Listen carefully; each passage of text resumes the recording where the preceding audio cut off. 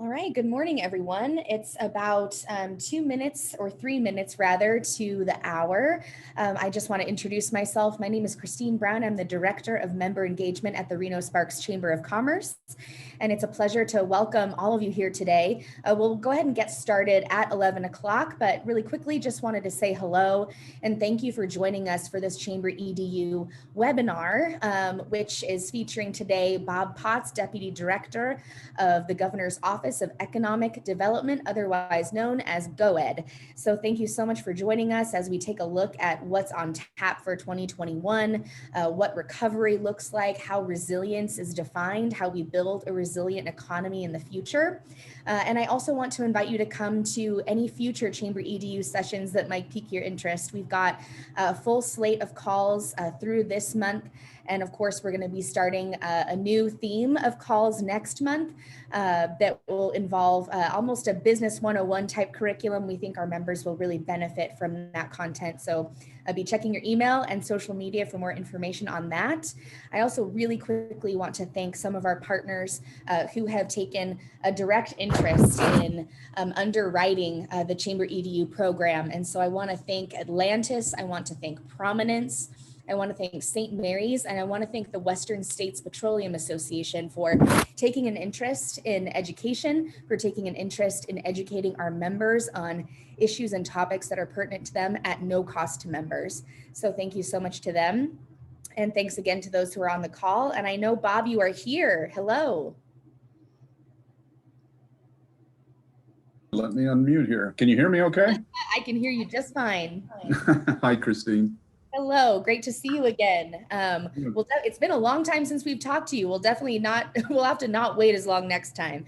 But let's see, it's about 1 minute of the hour right now. We'll go ahead and just hang tight for a moment while some other folks jump on the call, and then we'll get started here briefly.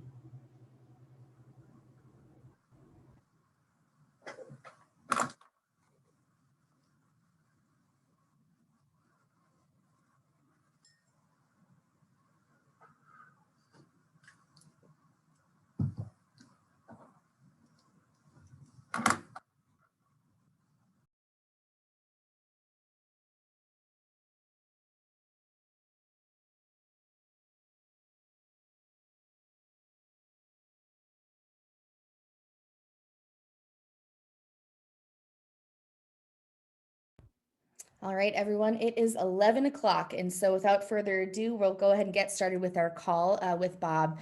Bob Potts, great to have you once again. You are a man who needs no introduction, I feel, but I think it's worth just giving you a moment to describe for our callers what you do with the Governor's Office of Economic Development and some of your background.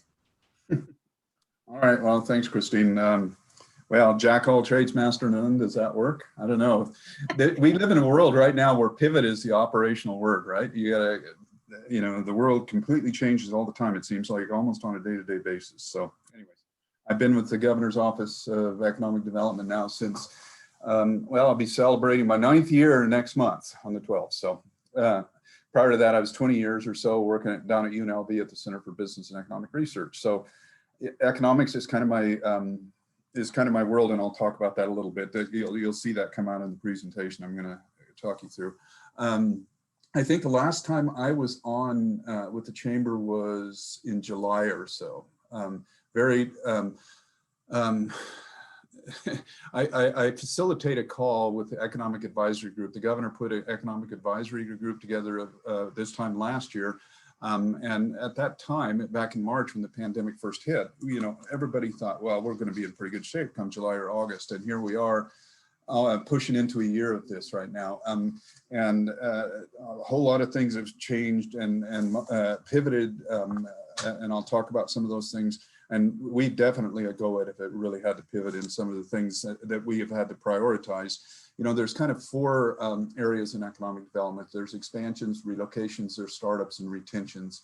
Most of the time in Nevada, we don't worry too much about retentions, or often not, but that's been a big play for us in the last 9 or 10 months so far at GOED. So anyways, I'm gonna share my screen. Can I do that?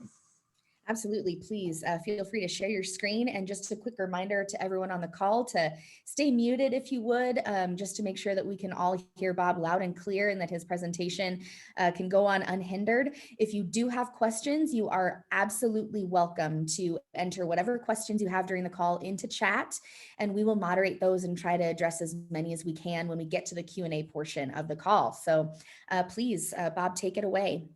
Can you see it okay? Yep, looks great. Okay, so I'm actually stealing, so we contracted with SRI International, formerly Stanford Research Institute, right? And we'd worked with SRI and Brookings back in 2011. The assessment that they did back then that rolled out into the state plan we worked off in 2012. We've kind of done the same thing this time, working with SRI. Brookings Mountain West got involved on the plan side of things. But this plan is predicated on assessment that we did in 2018 that was put on Governor Sisolak's desk when he came into office in early 2019 as the baseline, thinking about an asset map, thinking about a SWOT analysis, strengths, weaknesses, opportunities, and threats, putting together a 5-year strategic plan.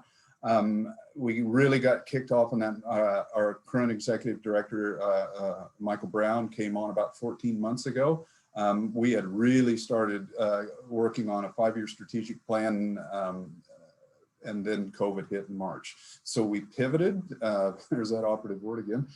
We pivoted into a plan for recovery and resilience. And this presentation is actually the one that Dr. Roland Stevens with SRI had used at our board meeting and recently, and that we're kind of using. So I'm talking off his deck, which is a little bit dangerous because you don't know everything they're thinking about when they put this together, but I've inserted a couple of my slides. I'm going to try to keep this to a half hour. There's a lot of information in here, but I want to kind of make sure that we cover all the bases that's in the plan. I would encourage people to go to our website, diversifiednevada.com, and the plan's right on the homepage. 93 pages long, but there's a bunch of appendices. We intentionally tried to keep it, not to blow people away with just volumes of narrative. So go there, and it will fill in some of the gaps that I'm going to outline in this presentation here. We released this plan last week, Tuesday, right after the governor gave his State of the State address. This plan is foundational to a lot of what you heard as far as the economic development, economic recovery in the governor's State of the State. It's not exact match, but all the elements that he talked about are built into this plan someplace in it. Okay, and most of them are, our priority areas. And so when he talked about the Small Business Advocacy Center, when he talked about Nevada Job Force, when he talked about innovation zones, when he talked about the energy economy, data hubs, community colleges, modernization of the state's technology infrastructure, the infrastructure bank, all of that is in this plan, and I will talk about it in an outline level, but more of the detail is, of course, in the plan. You can get that. Most everything in here is thinking about an 18 to 24 months time frame with some immediate recovery options in there, as well as some longer term resiliency ideas. Most everything in here, what I will tell people is if you're looking for specificity, it's not in this plan. Part of the reason it took us this long to get it launched was because everything is moving. You think about your camera being out of focus when you don't know exactly what's going to happen with federal stimulus dollars, what's going to happen with elections, when you don't know what the virus is going to do. Coming with a real solid baseline to build off action plans and specific tasks to move forward with. Now, some of those are ongoing, and I'll talk about those a little bit, but there's more specificity that has to happen at the regional level. In the state, the regions within our state, urban, rural, north, south, they're all responding to this quite differently, as we all know. And so you have to have different action steps within this for what's going on the ground. So there are 4 primary areas that are in the plan. We started the whole thing off with a set of economic forecasts with RCG Economics, John Restrepo and his group down south. They were subcontracted with SRI to talk about what does this look like for some key variables in the state, jobs, GDP, the unemployment rate, some of the fiscal tax streams, some of those. out to the fourth quarter of this year. And then the way that we did that was with a scenario approach, talking about best case, worst case, and most likely case. And I'll talk about that a little bit too. Then there's a section in there, priority areas for immediate action. Those priority areas, there's 5 of them. They actually showed up in the governor's roadmap to recovery plan that was released towards the end of April. And then there's a section on visionary strategies for the medium term. And then lastly, an inventory of necessary capabilities is the way it was framed to realize those visionary strategies. So let's get into this. We all know that this is totally linked, this public health and economic challenge. It's not an either or, it's both and. And it has become less elastic in economist ease. Early on, you know, we went into this pandemic in a pretty strong economic position, low unemployment rates, fully funded trust fund, personal savings, business savings. We were in a really good shape. And then we had the mandated stay-at-home orders and a whole bunch of things that really pushed things down. We're in a different place now because a lot of that, you know, we're borrowing on the trust fund, for instance, right? And so the tie between the economy and the health situation is getting less elastic. There's more direct effects. So, and quite frankly, that's why there's been more of a motivation to encourage people and the pause that we're under now rather than need to stay at home. I mean, everybody can see that. The biggest concern here, and this is where this is a very interesting time, is because it's so driven by behavioral economics and the psychological impacts of fear and uncertainty and consumer confidence, especially in economies where you have such a service-based economy. And that's particularly known in the South. It was a global situation, hit every nation in the world. And that makes it very different than the Great Recession. In the Great Recession, there were countries that could lead the world out of the Great Recession. That is not as much the case this time, but it's going to be more acute, and everyone thinks that it's going to be a much quicker recovery. That's, you know, we'll see how that all plays out, but there is no country that is ready, that is poised to lead the world out of this. Nevada was particularly exposed, largely because of its very pro-cyclical economy. We have higher highs and lower lows than the national business cycle or the international business cycle. When things are good, they're really good, and when they're bad, they're really bad. So Nevada was particularly exposed, but especially Southern Nevada. If we look at just some of the current stats that are out there, and I put this up here because the December job numbers came out for the subregions yesterday, and I thought they'd be helpful. Right now, we're at little over 1.3 million workers, almost exactly 100,000 below where we were in February of last year. Okay, you can see by the unemployment rates that I've got up there that bounced back in June. So we were thinking about this V recovery. We've had this bounce back, and then it's really started to, you know, the slow recovery trend of people going back to work. What we lost in April was about 300,000 jobs, and right now where we're sitting, we've recovered about 2/3 of those lost jobs. Most of those lost jobs, though, are still down in Southern Nevada. And a lot of this goes back to the service-based sector. 22% service producing were down during mandated shutdowns, compared to only 3% on the goods producing side. If you look at the state unemployment rate, currently at 9.2% for December. That's down from what was it, 10.1% in November, so it continued to improve there. Las Vegas is still at 10.4%, and Reno's down to almost, we're not too far up in Northern Nevada from where we were pre-pandemic. The national unemployment rate is at 6.7%, so we have one region in our state that's outperforming the nation and another region in our state that is underperforming. So that impacts how we think about where our priorities as state economic development. We really, really need to spend a lot of time working with our friends down south. So that's kind of where we're at right now. January 16th, we always track what's going on with continued UI claims. I said there's 100,000 down jobs. but when you start adding in the self-employed, the gig workers, all the folks that are receiving those federal unemployment benefits, you know, you're bumping over 280,000 folks that are on unemployment insurance claims right now. Okay. Probably the most disturbing stat right now on the labor market side of things is the labor participation rate. That really tells you what's going on with your labor force. We're now below 60%. We were lower than this back in April and May, but those were anomalous months because of the mandated shutdowns. If you go all the way back to the 70s, we have never been below 60%. And when they talk about labor force participation rate, those folks that are part of the labor force, but they're no longer participating, they're either not looking for work, or they're neither working or they're not looking for work. And usually it's for one of three reasons. They're either discouraged, the jobs just aren't there, or they decided the job's no longer necessary.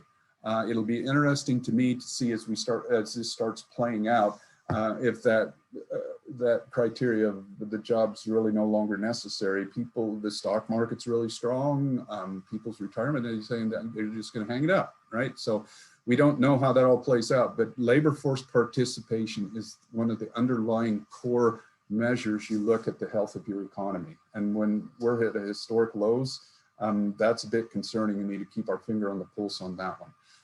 My guess, and it's something that I will talk about, you know, we've pumped roughly $22 billion into the state's economy with federal dollars. That's masking a lot of the fundamentals that are going on. And this, you know, once that starts drying up and the economies have to start running on their own, then we'll get a better sense of what it really looks like and how long it's going to take for us to pull out of this whole thing. So to that point, I'm going to quickly go into the plan and some of the things that we talked about.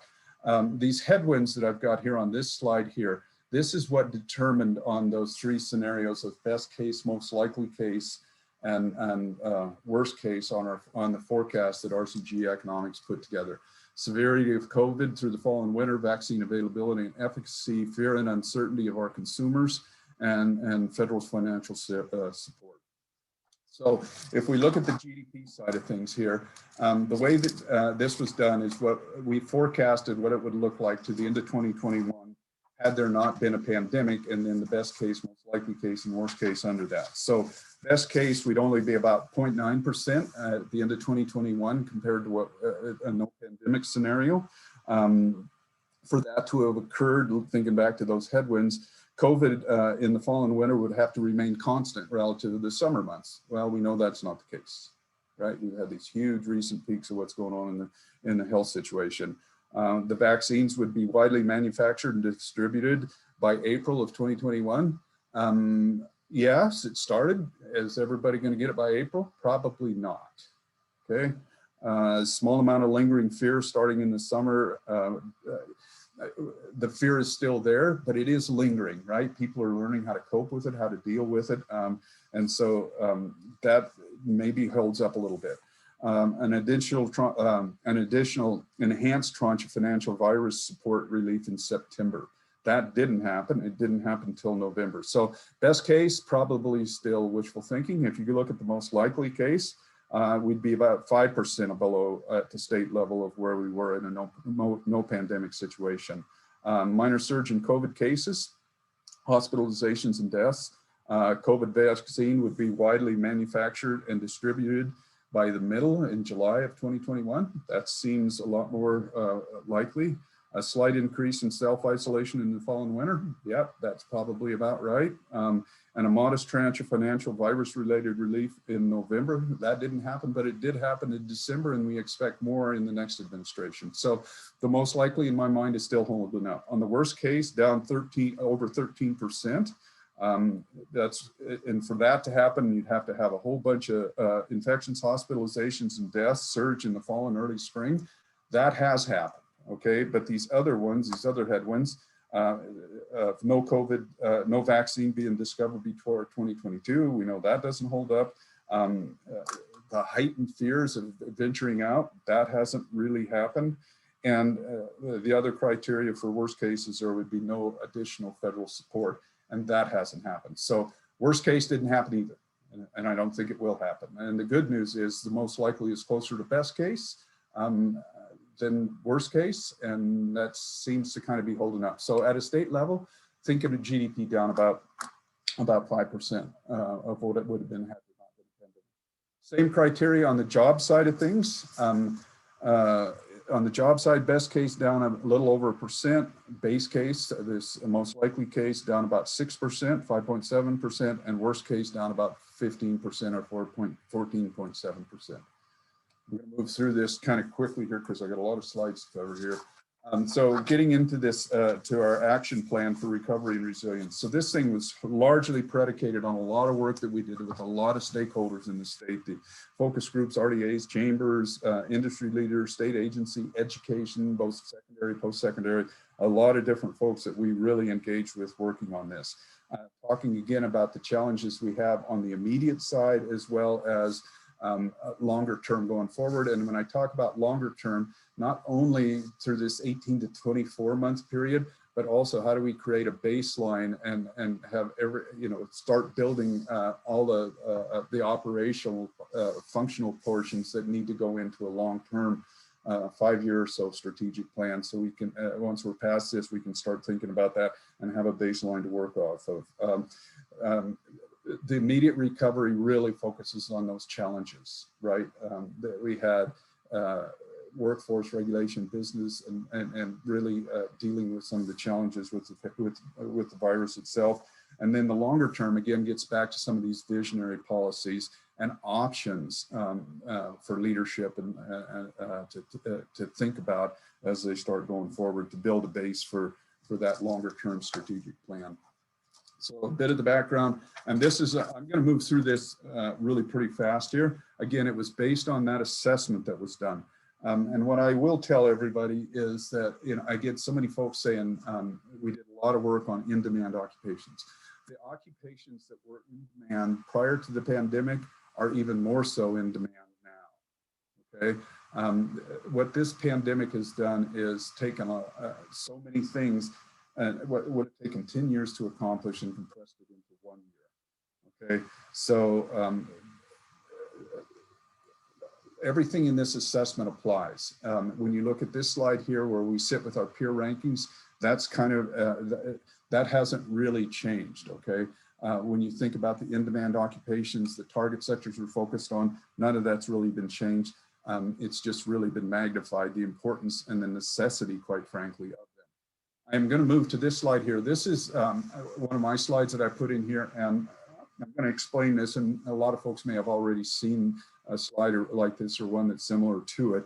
This is location quotients. All location quotients is a concentration of workers you have in an industry at, compared to the national. Okay, so if you look at tourism, gaming, entertainment up there in the upper left-hand quadrant, that's the concentration, the percentage of workers we have in that industry of all jobs compared to what that percentage would be at the national average. And so we're about 2.2 times larger at the state level for that industry. So anything above that horizontal line means those industries, we have a higher concentration of workers than the national average. Anything below, we have a lower concentration.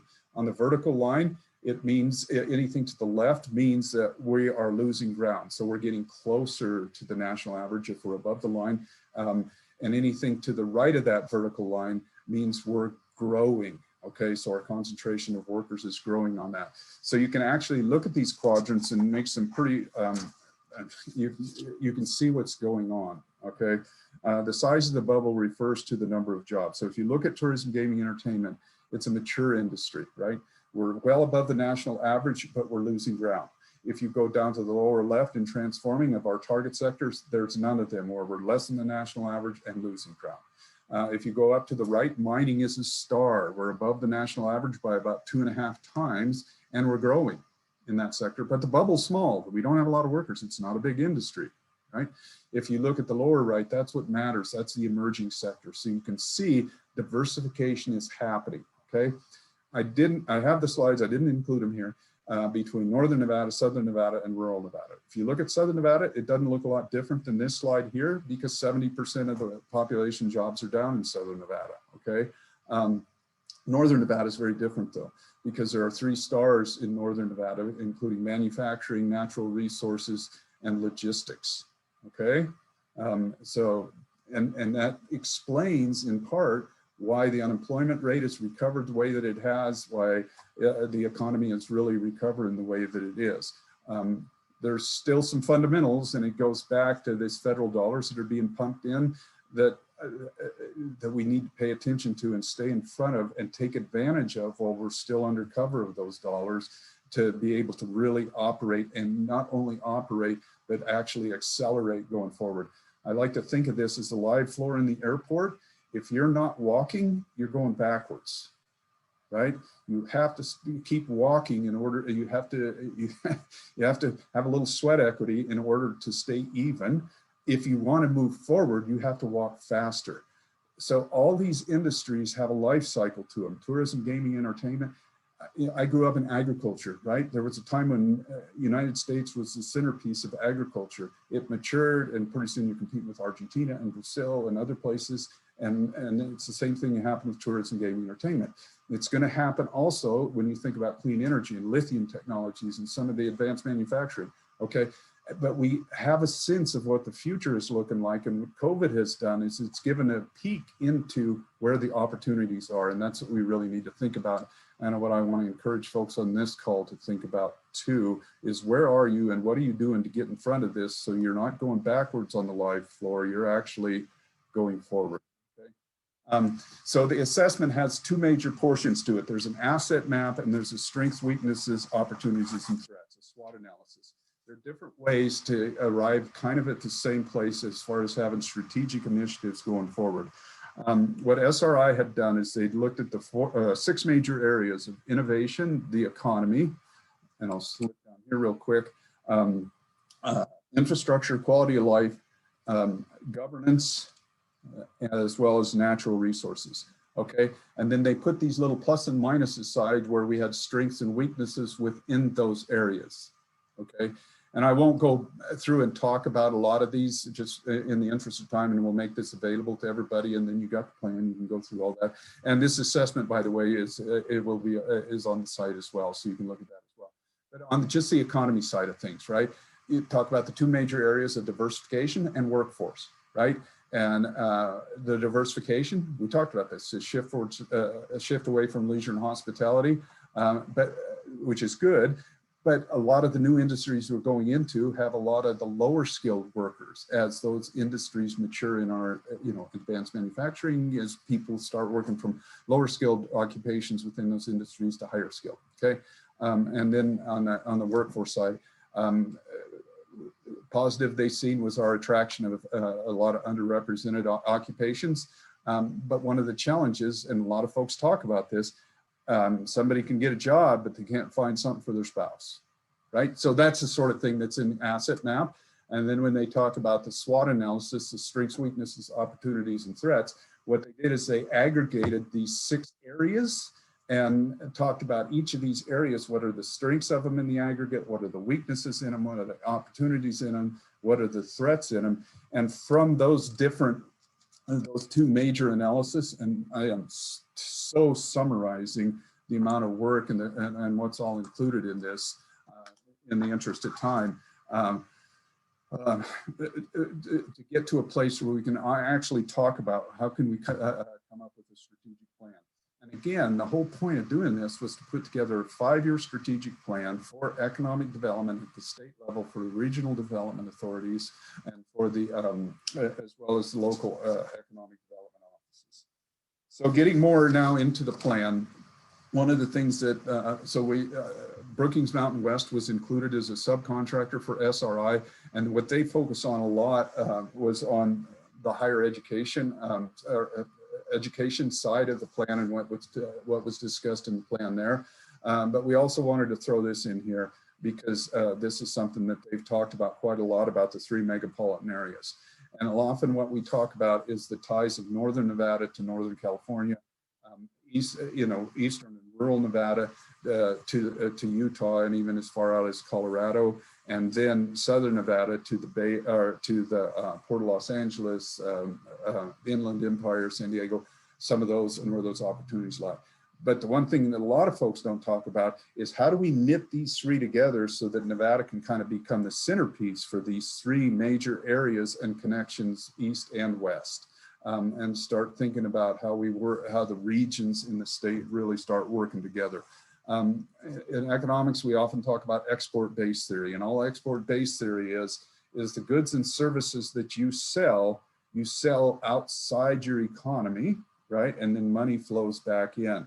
So how do we think about complementary between these three different economies, regional economies in our state, and how we can leverage that primary way, primary industry, primary job way of thinking about things, this export-based theory. So that's kind of included in here. So the action strategies and capabilities are in the plan. Again, a lot of this, it was outlined in the governor's roadmap to recovery back in April, but it also, a lot of these showed up in his State of the State address, again, with the short-term recovery and mid to long-term resiliency. Again, a lot of those are highlighted in the major report. So here's the first of the 5 primary or priority action areas. And so we have the immediate and the longer term side of things. And the first one on here is, and a lot of this has already happened. I mean, we're moving into a year of being in this pandemic and us working through this. And sometimes you don't have time to plan it, you just have to do it, okay? And so support agencies and part of the flow down of the federal funds. So when you think about the work that we have been doing with the Treasurer's Office and the pandemic emergency technical support grants, the commercial real estate assistance grants.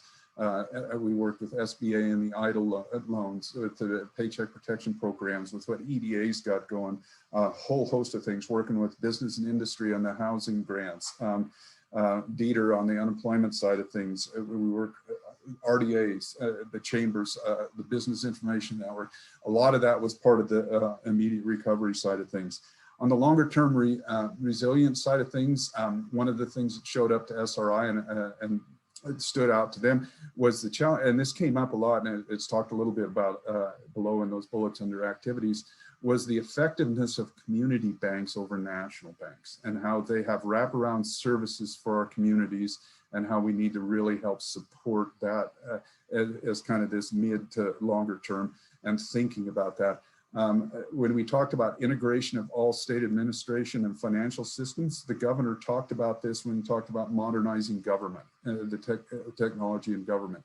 Obviously, he was in large part referring or inferring the unemployment insurance system, but it's going to, the point is to go well beyond that to modernize all technology. Okay, second priority, business support and expansion. Provide guidance and development of new normal protocols and practices, whether it's health, finance, or in the operation side of things, with particular focus on, it's got an SME, small to medium enterprises, but we want to also MSMEs, micro, small, medium enterprises, okay? On the immediate side of things, again, a lot of that has been has already been in play. It needs to be cleaned up, and you know, there's always room for improvement on that. But thinking about developing this share of and set of science-based protocols for all businesses. Big players in this was the Murin Task Force, the COVID Task Force. I know BNA played a big part of that. The Gaming Control Board played a huge role, at least for the tourism industry and the gaming properties. And then funding for technology-based entrepreneurship. You know, things like what Innovation Collective is doing, and they've done work in the north. We've got them tooled up to do some things in the south. Some of these activities, and the governor talked about this quite a bit, and it's already kicked off, is thinking about these business recovery centers. In the 2017 or 2019 legislative session, the lieutenant governor had a bill in for small business advocacy. We want to build on that, put the lieutenant governor on point to create a clearinghouse for all the activity that's going on in the small business space, and make sure that that no ground goes unplowed. Okay, and so that's part of what they're thinking about that. And then the other thing we've got down here, targeted support for technology-based firms. There's been we know that technology, because of this pandemic, has been compressed 10 years into a year. How do we support innovation and automation in this space? And there's conversations that's going on. Do we start thinking about putting together some technology firm incentives and some of those things? So the workforce for the new normal and beyond. And this is obviously a big priority under the umbrella of infrastructure and workforce. But a lot of it is to support the community colleges, okay, in recruiting and graduating students in areas of need. And when we talk about these areas of need, what we learned in the past 10 years of our target sectors, the ones that really Nevada has a comparative advantage and place to really grow, is in the area of healthcare technology, advanced manufacturing, logistics, and clean energy, you know, with some of the lithium stuff that's going on there. When they talk about compressed allied health curriculum and other curriculum in other areas of competency, needs, and skills, how do we figure out how, instead of having 2 year, 4 year, 6 years to get people on the ground, how do we compress that? How do we think about certifications and badge systems? How do we fast track and articulate non-credit to credit and those kind of things? We need to really fast track, and that has become amazingly apparent during this COVID crisis. And that gets back to the radical expansion of health service programs at all levels. The integration of workforce programs within business needs. That goes back to what the governor was talking about when he talked about job force, okay? And how do we get employer engagement in this, specific to what they're looking for? Thinking about the community college development and thinking about the funding formula. So those are some of the things that go into that, and there's a lot more here, and that's played out in the full report. New technologies for business. Much of this has already taken place. I talked a bit about the economic advisory group. On those weekly calls, we always start them with somebody reporting about what's going on with the health situation in Health and Human Services, because it changes on a week by week, sometimes day-to-day basis. That, like I said, has a direct impact, even more so now than earlier, on the economy and what's going on with tourism, what's going on with the labor market, what's going on with fiscal tax streams, things like that. Developing on the longer term side here, developing vision and actual strategy to make Nevada this recreational haven of the future. What we've seen is the opportunity, thinking about these remote workers, and the focus is, a lot of this has been on bringing folks from the Bay Area or other places here, right? But how do we think about creating opportunities for existing workers that want to work remote and having the opportunities that they may have not thought about otherwise? So that's part of it. The other thing that became really clear in this priority area was the work that we were doing with the PETS grant, the Pandemic Emergency Technical Support Grant. How many of our small businesses especially really need help support on the e-commerce side of things and getting their technology up to speed? When you start thinking about contactless payment, security and health sensors, are they thinking about things like digital exporting? This is our time to get a lot of this up to speed, you know, while we're kind of under the cover of some of this federal dollars that have been rolled in. And then the last priority action is this data for decision. Integrating, and one of the keys that's very important in here is integrating the regional infrastructure initiatives to the state framework, okay? Especially on the data side of things, and tying all this together with the health situation, with the economic situation, and then on this longer term side, becoming a one-stop data hub for the state. And this speaks specifically to what the governor was talking about when he talked about modernizing state government technology. They've listed a couple of the activities that could be included in this. Some of this has already started, especially when we start talking about distributing real-time labor market information. If you haven't seen it yet, is the Skills Match platform that we've put out there. That was funded with CARES dollars, but that is, it's a very different way of getting dislocated workers in the immediate, but also thinking about career paths and the future of work and long-term strategies for people in their career paths. And it thinks about it in the terms of skills, and instead of thinking about job titles, occupation titles, positions, program titles, it actually talks about the anatomy of workers, the anatomy of the position, the anatomy of the course, right? And what's in there. So if you haven't seen that, please look at that too. That's also on our website, and you can get a link to as well. Okay, so moving on to the visionary strategies for the medium term. And I'm not going to read through all these. An advanced manufacturing hub, we've seen onshore manufacturing, world-class zero carbon economy. We know that Nevada really has an opportunity in this area, cutting edge, all the way from the ground to final demand auto manufacturing, technology, total connectedness, the data hubs, health and wellness. Health and wellness is really important. I mean, I talked about location quotients earlier. Nevada on the health side of things is only 2/3 of the national average. So when that's the case on your healthcare workforce and you have a pandemic come across, it creates a huge problem. We need to be able to adjust, have a visionary strategy for that sector. The remote worker playground, and I've talked about that a little bit.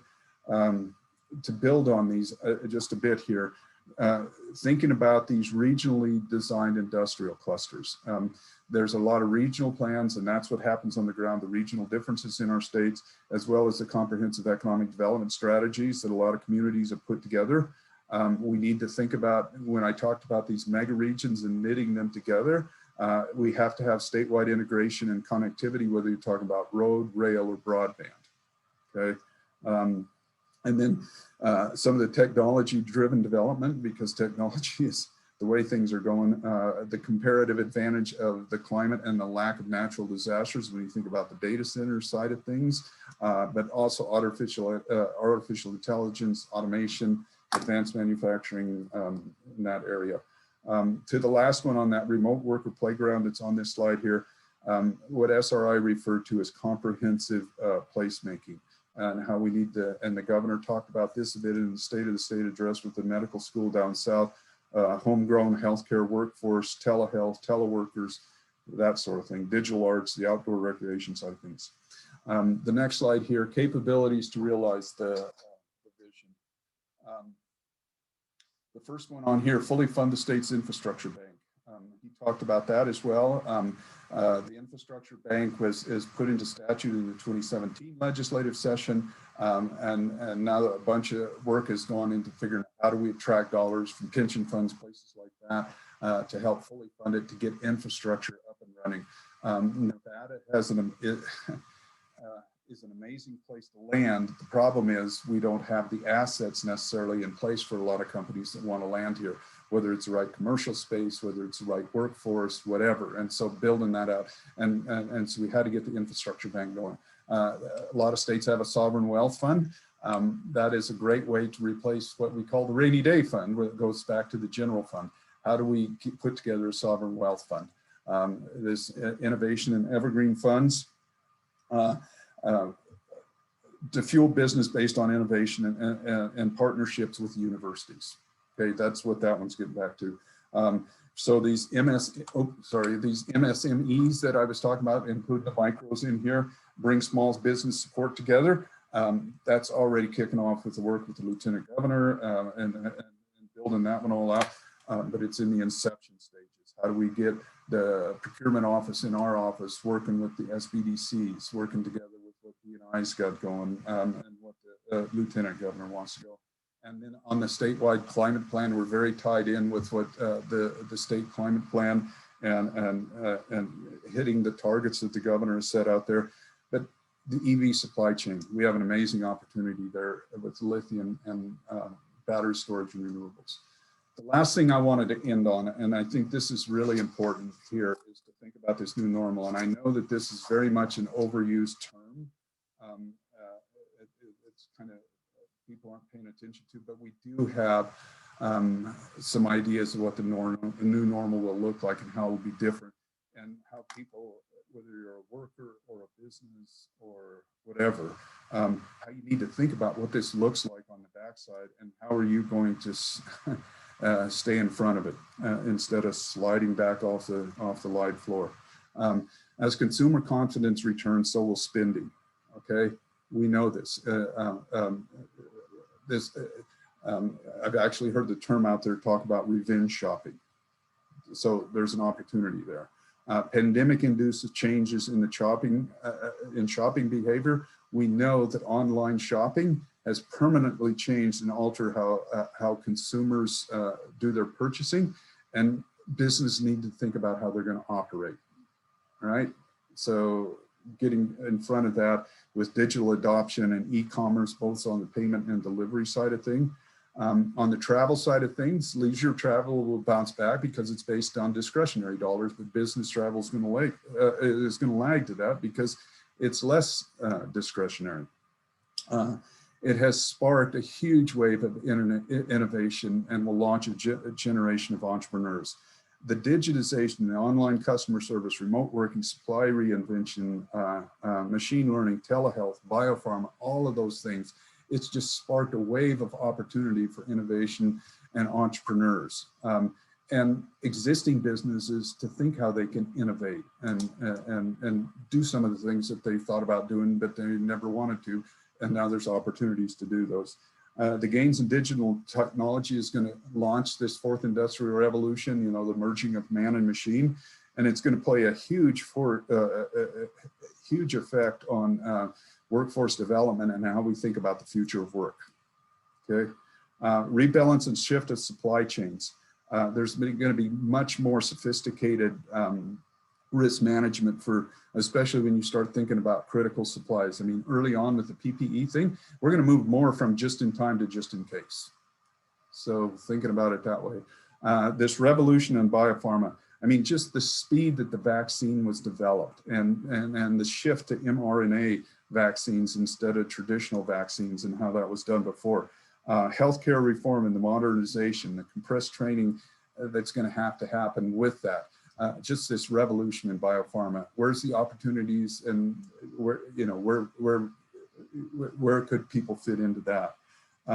Obviously, diversification has accelerated and restructured, but not only thinking diversification across industries, you know, where we've seen, especially on the technology side of things, but within industry. There's opportunities that are greater within industry than across industries. And then I guess the last thing I'll mention on here is this rising government debt. And I mean, there's estimated right now that by the time this is said and done, about $10 trillion. There's going to be a big hangover. How are we going to think about that one? So I'm going to end it there. I know I've talked way too long. Sorry, Kristine. No, you're fine. And what a rosy note to end it on as well. Oh, I'm sorry. No, that's completely fine. Thank you so much. I mean, it was ambitious to think that we could get all of this into a half an hour, and you did valiantly, I must say. So thank you so much. I know that we've likely got folks who need to move on with their day. And so, you know, before we launch into our Q&A portion, I want to just invite you to watch this on demand or rewatch this on demand on our YouTube page. If you have to bounce off, if you're not able to stick with it for just a couple more minutes to get any of your questions answered, please go ahead and take a look at the Q&A portion when it's posted to YouTube later today. So don't feel like you have to stay, but we definitely invite you to. And again, use chat if you have any questions that you want to pose. Right now is the time to get those in, so please do. But I'll go ahead and get started with some of my questions because there are many. I think one of the biggest questions that I have is actually in regard to unemployment. We know that it's mostly sitting in Southern Nevada at the moment. We are actually quite fortunate in Northern Nevada to have a little bit less of a sting when it comes to unemployment and those who are not engaged in the workforce currently. But I'm curious what kind of data we have at the moment in regard to how many people will not have jobs to return to. We know that there are a bunch of folks who are waiting on their jobs to come back in the tourism and recreation realm, in some of the supportive services around gaming. How many of those folks are not going to have jobs to come back to when this pandemic is over? So that's going to be it's all part of the out of focus, right? You know, the federal dollars that have poured in, nobody's going to argue the importance of the necessity of those dollars to keep things afloat for businesses as well as the workers that they employ.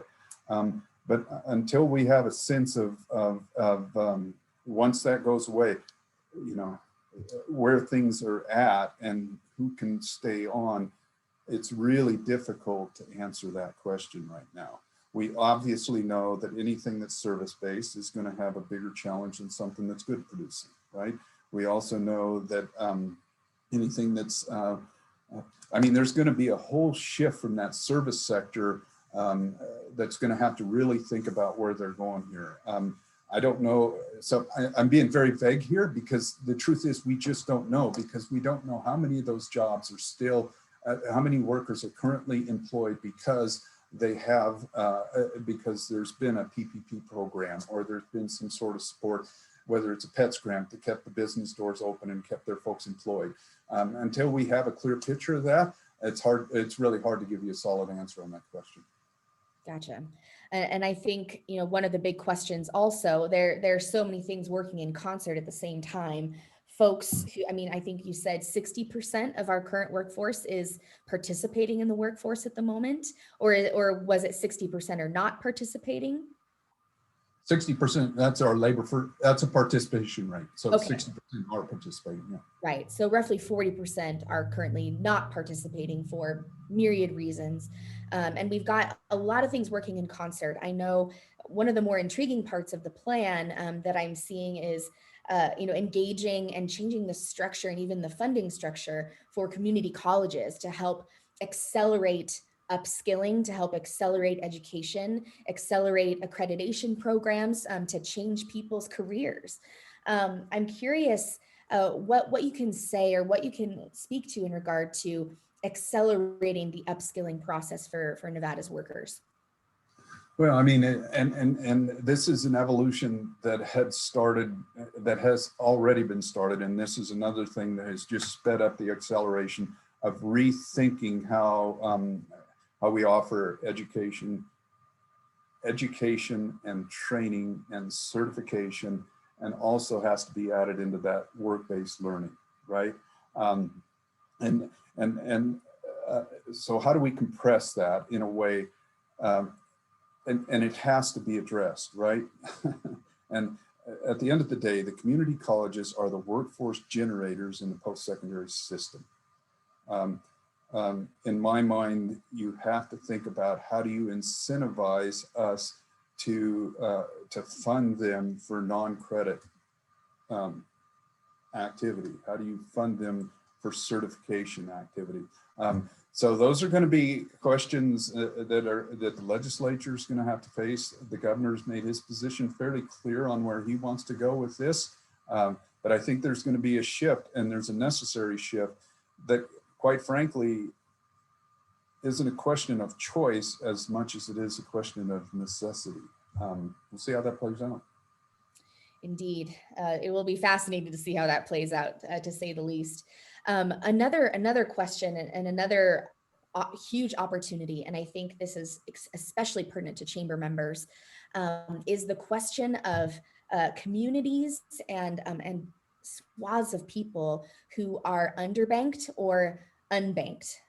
We know that especially rural communities have suffered from being underbanked or unbanked communities.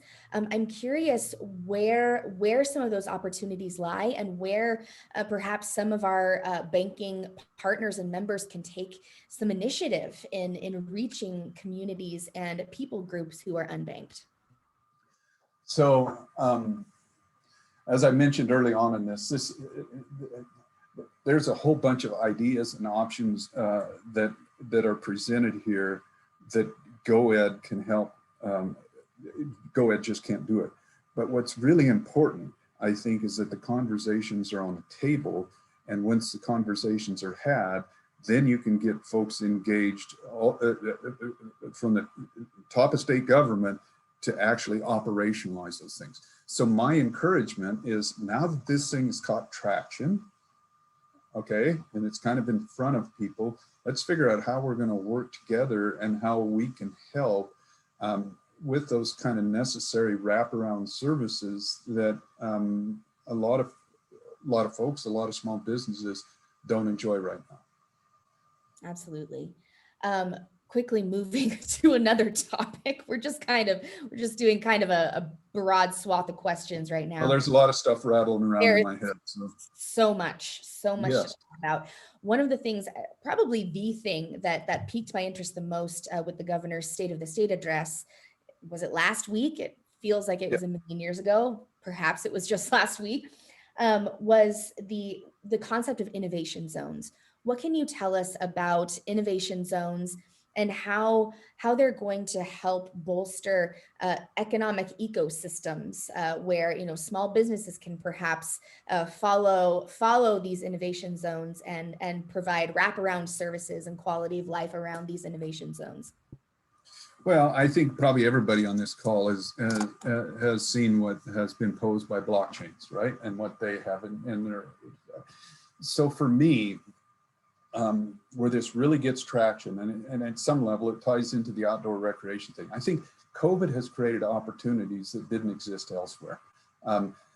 What I said, you know, this pandemic has sparked an opportunity for innovation and entrepreneurship in ways that would have never happened otherwise. So, you know, what Jeff Burns wants to do, what blockchains wants to do, what we're trying to put together with a top of line industrial infrastructure development in the South, all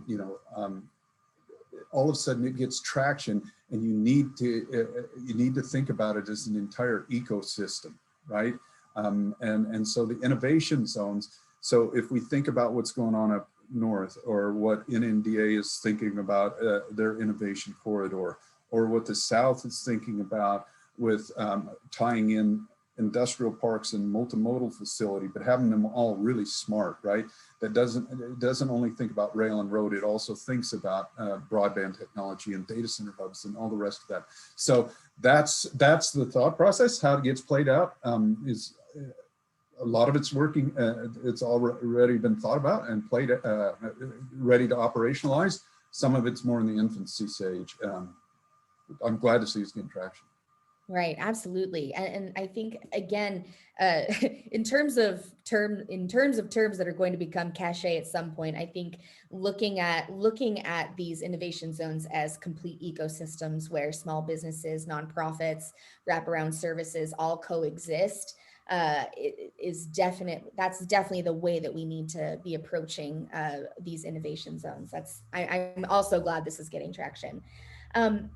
I'm curious, I know in the past, in order to reach our goals when it comes to getting businesses to relocate, getting organizations to relocate to the state, expand to the state, one of the tools in the toolbox was tax abatement.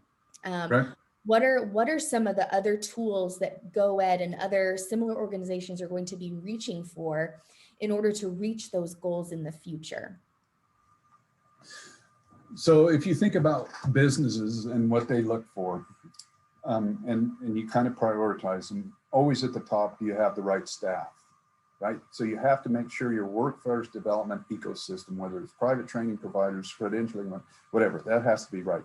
You have to have the right real estate, right? You have to have the right infrastructure, whether it's water, whether it's power, whether it's gas, you got to have all that right. You got to have the right tax climate, right? You have to have right business services, whether it's licensing and permitting and all of those things, and abatements. These are all tools in the toolbox for those 4 buckets of economic development that I talked about. Some we're really good at. So if we go back to SRI's assessment, some of these you would put a little, you'd put a plus symbol in front of it. Other ones you'd put a minus symbol in front of it. Specific to the abatement side of things, Nevada's probably got one of the more conservative abatement portfolios compared to, for sure, our surrounding states. And definitely the most vetted, as far as audits and all the rest of that stuff. So that's there. But quite frankly, abatements is a specialized tool. The other stuff, workforce and infrastructure, got to get that right first. Right, absolutely. All right, well, we're closing in on 12 o'clock. I want to thank everyone for hanging tough. And Bob, thank you for lending your expertise for well above and beyond what we had expected. We could, again, talk for hours in addressing some of these questions, but we'll go ahead and leave it there for now. Thank you for offering yourself up and also for reminding us to visit the GOED website as a resource, to treat it as a resource. You said we could find your presentation deck there, among other important resources to take advantage of. So I would encourage all of our members to go and check that out. And of course, visit YouTube and rewatch this presentation, show it to your teams, show it to your organizations.